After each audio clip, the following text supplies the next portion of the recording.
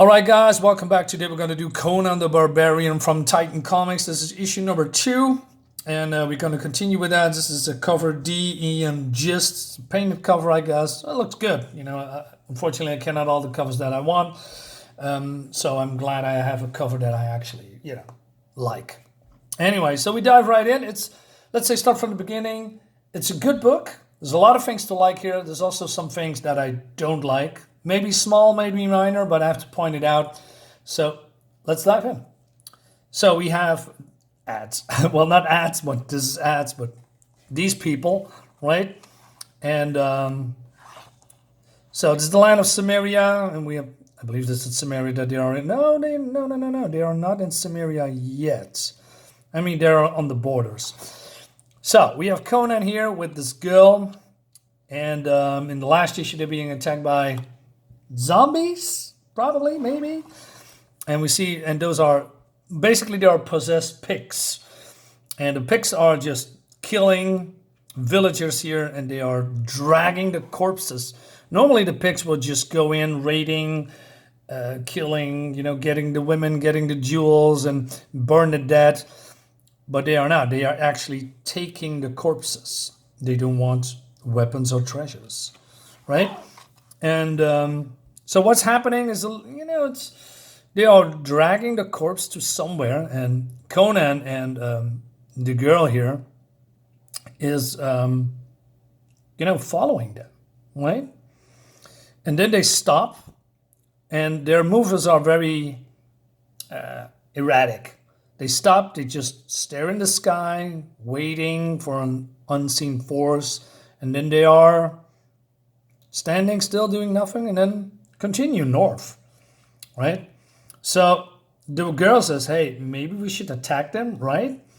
And she says, I saw you cut down dozen in the heat of the battle. We could destroy this raiding party. Perhaps, but we need to know where they are headed if we are going to stop the invasion at the source. Make no mistake, girl, I see them slain, but not here, not yet.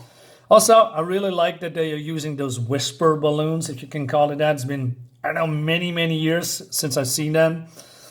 And because, well, nobody whispers in comics anymore. Now, I believe for the girl's called BRISSA. BRISSA is her name. So she says, I know you believe your people can defeat the army of the lost, but as I told you, a larger force is already in Cimmeria. Your countrymen are gone, Conan. By now they are corpses, gathered for the dark masters my former kin now follow. So you say, but I have fought alongside my brothers and sisters when survival was at stake. Crom's children are stronger than you know. We turned back the unstoppable tide of the Apollonian army at the fortress of Venarium. On the night of our victory, I found this blade, and I swore I see the world outside those walls. That blade, it's ancient Pict, an artifact of my people. Is it? Well, in that case, when this is over, you can pay me well for it, and we'll raise a few drinks to your ancestors, says he jokingly. But she says, give it now or I'll take it in blood, Cimmerian. So she says they're having a quarrel, but then one of these undead or dead pigs hearing something, and they're coming closer and closer until her face says it all. He turns around, and the pig attacks him, but Conan, slays him. Like a panther ambushing prey, the Cimmerian quickly brings down his foe. The old blade is still sharp, and in his capable hands is more than deadly. The wretched warrior drops without making a sound. Thank you, she says. Fighting here helps no one but our enemies. Let's move on. All right. Looks great, by the way, with all this guts of flying out. Really nice. So then this mostly part of this comic is them following these possessed pigs. I want to say undead. And then each night the procession stops to stare at the cold light of the moon. The eerie silence brings little comfort, but at least the hunters have time to rest while watching from a safe vantage point. So these two having a conversation here. Your country is even more unfavorable than I've been told by my kin. No wonder you grew so strong. Anything less would be lethal. Our harsh lands readies us for our harsh lives. And then she says, This is important, well, important, somewhat important later. Do you not feel the cold biting at your bones? Not while I burned with the need to see vengeance served, as this army undone. I know you feel the same fire, but your injuries begin to slow you down. Let me inspect your wounds. So she wants to change the bandage, but she says, no, I can take care of myself. And she says, hey, let me do it because your wounds are looking bad. And so they're having a conversation about the lost tribes. And basically she's saying that her tribe, the Picts, are not a single people or a single bloodline. They were weak but strong in spirit. Basically, later they lost their way and have a lust for power. So it's probably she's not all too fond of that, of her kin, I guess. But then, of course, just like in the old days, she thanks Conan for his service and, well, yeah. Anyway, so I like that. You are magnificent. I felt every battle you fought still raging within you. If your countrymen are half as strong as you, maybe I was wrong and they yet live. As long as Cimmerians carry breath, I know they fight on as they did in Venarium. So he's talking about his brother-in-arms, Liham, Hidalan, and Padrak. We felt mad exultation, what a great word, of battle and knew the fight for our lands and freedom was righteous. Many times in the years since I've wondered if I should have stayed home instead of wandering aimlessly across foreign lands. But then she is basically complimenting him a little bit that it was a good thing because, she says, others cannot help but seek the unknown, the embrace the mystery and merriment it has to offer. You are a seeker, Conan, a seeker, slayer, and survivor. And it's far better to have seen the world than be trapped by it. All right, so they're having a little bit more conversation about this, right? And but it also talks about her family a bit, that, well, her family's dead, village gone. What remains of my people has been twisted into a ravenous horde of death. I wonder if the gods have abandoned the Picts and now and forevermore.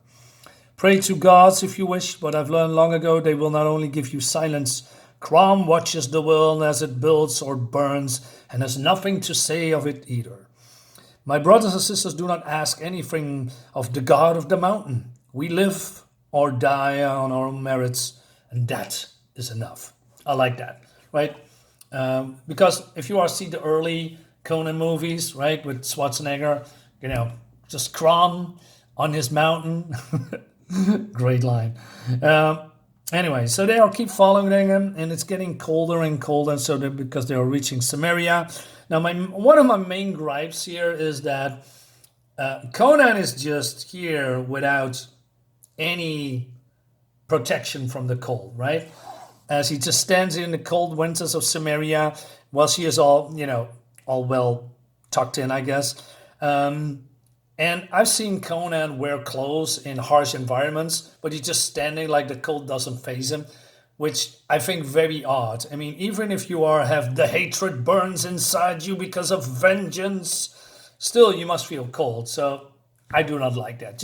I don't know, it would be, when it comes to immersiveness, if that's the word, of being immersive, if he is having some kind of a cape or, something around him, would be way more, believable.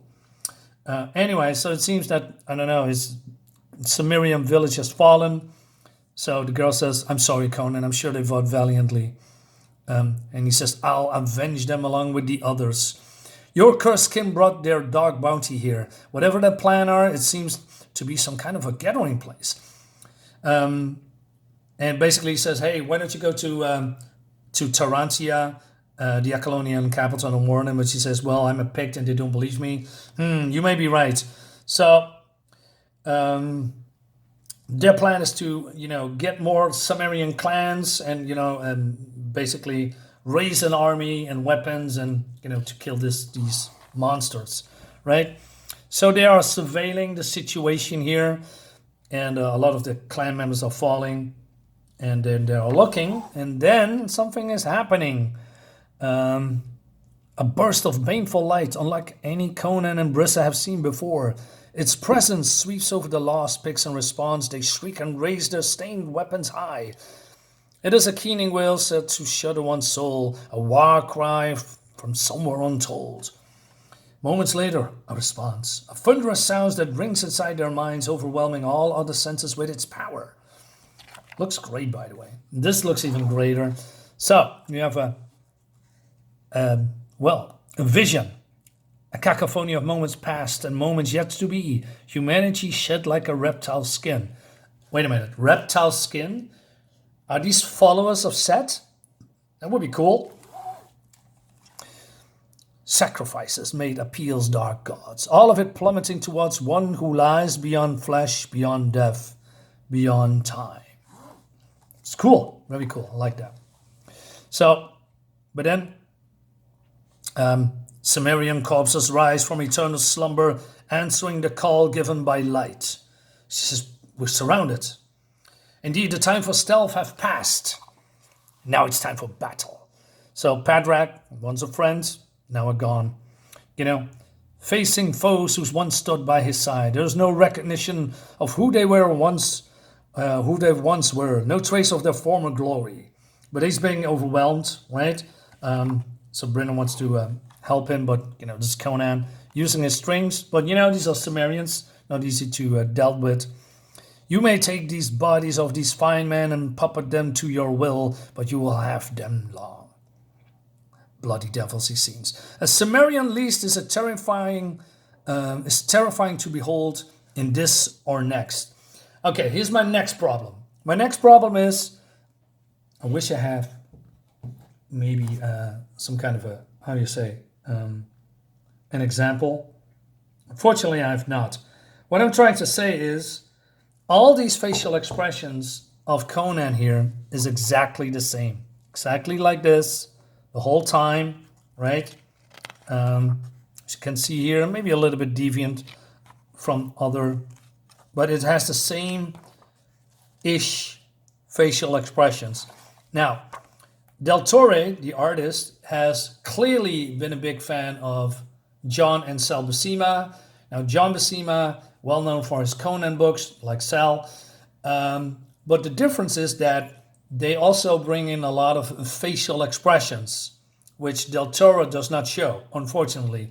So if somebody says to me, a Cimmerian Unleashed is terrifying to behold, I want him to be screaming in anger and in, not fright, but you know what I'm saying, right? Like a battle cry. Changes his facial expression, open his mouth, do something else than look like you are bored. That's my problem with it. And even this guy, Leon the tree, and unbreakable as the oak. His blows still rain down with great strength, but his battle senses are long departed. So yeah, that's among others. So we are ending So we near the end of the book. Jesus Christ, I'm sorry. It was a hard day at work. Anyway, so they are looking for where the light come from, and then Conan says, "Mother of Mitra, a grand tower thrust up from beneath rocky ground, a spire of black stone that shimmers with unholy power." And that leads us to the next issue. So my last complaint is the colors. I'm not a big fan of the colors, to be honest. I think there's too much going on. Now, again, I don't mind these colors. They are not unpleasant to the eye. But sometimes I think it's a little bit too much when it comes to all these different weird colors, especially as you can see here, all these weird effects, here as well. I like this, but it's more of the blinding light. But all these different barrages of colors in one panel, it's in my opinion a little bit going overboard. Right? It would be cool if this has maybe one particular color like red or blue or green, and then do different shades with it instead of, I don't know how many colors are in here, right? Again, it doesn't look bad. It doesn't actually look good. But if we go into this, we have white, we have gray, we have green, we have black, blue, brown. It's sometimes just too much going on, especially with here. So you can see the smoke effect, not really bad or intrusive, but it's not drawn. You don't have the black lines around it like you are seeing in, you know, all these other things in here. It's just Photoshop effect. Just Photoshop comes in, does a little bit splashes here and there, throw some green in it, done. Again, not really bad, but I just want to point out that is my preference if it's just drawn smoke. And, you know, just tone down a little bit more of the colors and it would be great. And I wish Del Toro would, you know, go in, change more facial expressions. But overall, it's a fun book. I mean, it gives me the vibes of going back to the 90s when Sal or 80s, Sal and John Buscema did Conan books. It's really fun. I like it. So we're going to continue with the next issue because I want to know how this ends. And then, yeah, I would thank you for your time. Hope you liked the video and subscribe to my channel, all the YouTube stuff. I'll see you next time. Bye-bye.